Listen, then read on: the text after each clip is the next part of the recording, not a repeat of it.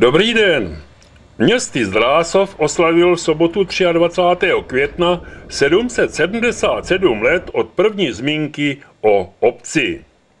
Záštitu nad oslavami vzal i zdejší rodák, bývalý starosta a místostarosta Drásova a současný hejtman Jihomoravského kraje dr. Michal Hašek. Oslavy začaly volně v 10 hodin dopoledne otevřením společenské a kulturní místnosti na dvoře úřadu, kterou ovšem před výstavou zrekonstruovali. Touto úpravou se prostor jakoby zvětšil, což bylo způsobeno zbouráním zde dříve stojících dřevěných příček pro oddělení spojovací chodby. Touto úpravou se prostor změnil k lepšímu. Výstavní místnost zůstala stejná, jen se vymalovalo. Kolem místnosti byly postaveny tabla s několika stovkami fotografií a dokumentů dokladujících bohatou historii obce. V dalším průběhu dokumentu vám některé ukážeme v obrazové koláži ke zvukovým reportážím z dění tohoto dne.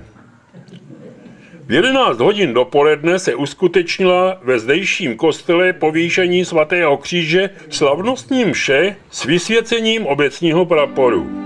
V úvodu mše promluvila a všechny zde přítomné přivítala starostka městyse Drásov magistra Martina Bočková. Po ní už převzal vedení mše duchovní správce drásovské farnosti Pavel Kopecký. Dovolte mi, aby dříve než započne dnešní mše svatá za Drásov a její obyvatele, jeho obyvatele, abych pronesla pár slov a tím oficiálně zahájila dnešní oslavy výročí 777 let od založení městyse Drásov.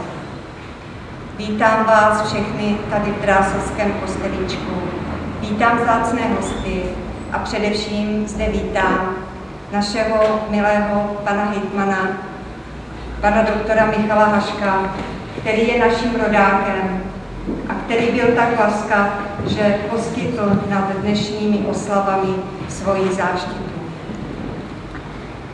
Oslavy výročí založení Drásova jsou především aktem vzpomínek, kdy budeme vzpomínat na generace, které žili před námi a kterým my, současní lidé, vděčíme za dnešní podobu Drásova. Po celých těch 7 staletí se v Drásově střídaly období prosperity, hojnosti s období těžkými, včetně let válečných. Po celá tato období však zůstal v Drásově jeden pevný bod. Zdroj naděje a duchovní útěchy. A to byl a je tento náš drásovský kostelíček. Zde křtíme své děti, zde snoubenci spojují své životy ve svátosti manželské a zde se také naposled loučíme s našimi blízkými a spoluobčany a vyprovázíme je na jejich poslední cestu. Vážení přítomní, dovolte mi, abych využila této slavnostní chvíle a poděkovala za nás, za všechny, našemu panu faráři, otci Pavlu Kopeckému. Otec Pavel ve své krásné, prosté lidskosti a dobrosrdečnosti zrcadlí nebývalou velikost duše a je pro nás tím opravdovým duchovním pastýřem. Milí otče Pavle, já vám děkuji za nás, za všechny, za celý Drásov, za to, co děláte nejen pro farnost, ale pro nás, pro všechny. Snad bílé lilie, které jsou symbolem andělských květů, mohou být alespoň symbolickým poděkováním za nás všechny.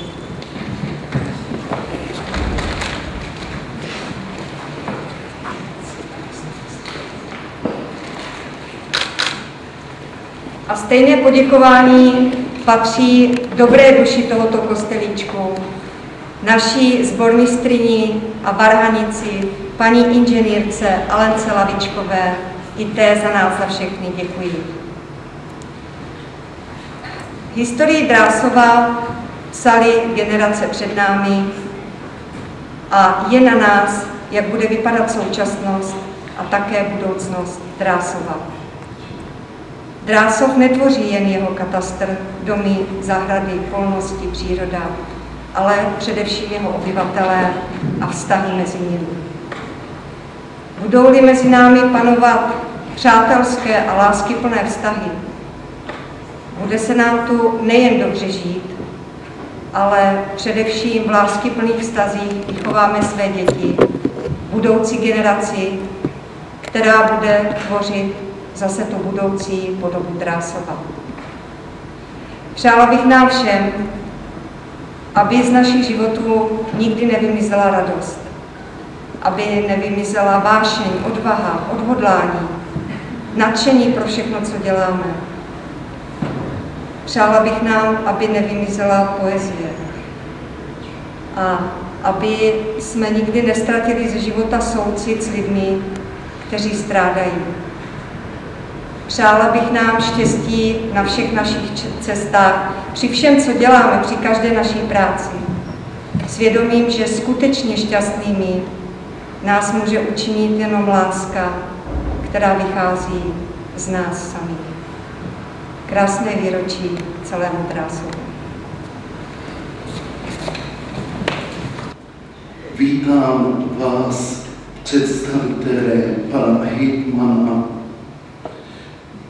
Tady, co se týká těch uvítání, člověk se bojí vždycky, aby na někoho zapomněl. Jinými slovy, buďte zde všichni srdečně vítáni. Pěkně bylo řečeno, že chceme mši svatou poděkovat za toto velké jubileum. Český se mše svatá pověde Eucharistie, to znamená díkůvzdání. My chceme Pánu vzdát díky, proto také chci mši svatou, jak bylo pěkně pověděno, sloužit za živé a zemřelé obyvatele našeho městyse Drásova.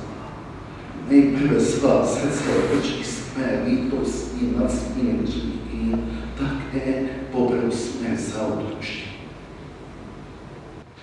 To platí nejen o rodině v tom užší slova smyslu, té o rodině, ve které jsme se narodili, žijeme, to také platí o té velké rodině, to je o naší společnosti, jmenovitě o naše krásné městysu Drásově, kdy se radujeme my z jubilea 777 roku od jeho založení.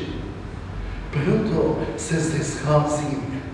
Chceme samozřejmě na prvém místě poděkovat Pánu, jak se řekl v Eucharistii, poněvadž víme, že od něho všechno pochází, že on je Pánem věku. Samozřejmě chci z toho místa poděkovat vám, milá paní starostko, za všechno vaši péči, obětavost, lásku, starostlivost, kterou věnujete našemu městysu Drásovu. Vám, pane místostarosto, vám, pane hejtmane, zdejšího dá. Řekli jsem na začátku a rád to ještě jí zopakuji, vždycky je nebezpečí, když děkujeme nebo vítáme, že na něho zapomeneme.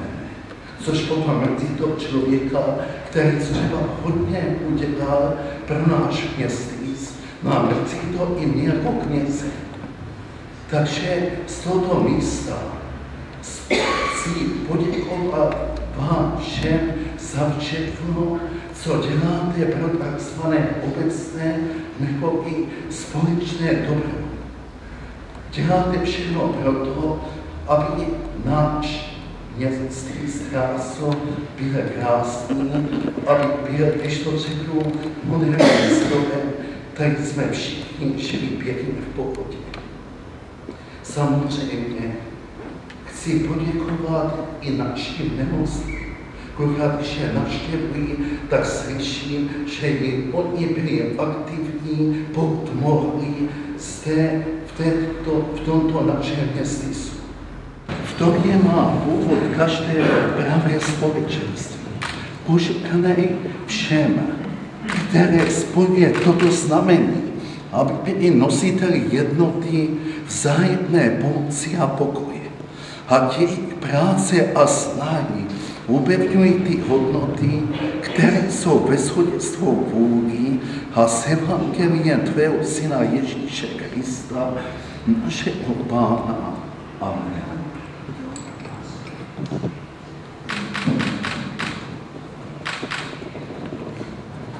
Takže právě prapor je symbolem, znakem jednoty, svornosti. Kež tedy nás i tím vybízí, abychom si všichni zde v Drásově rozuměli.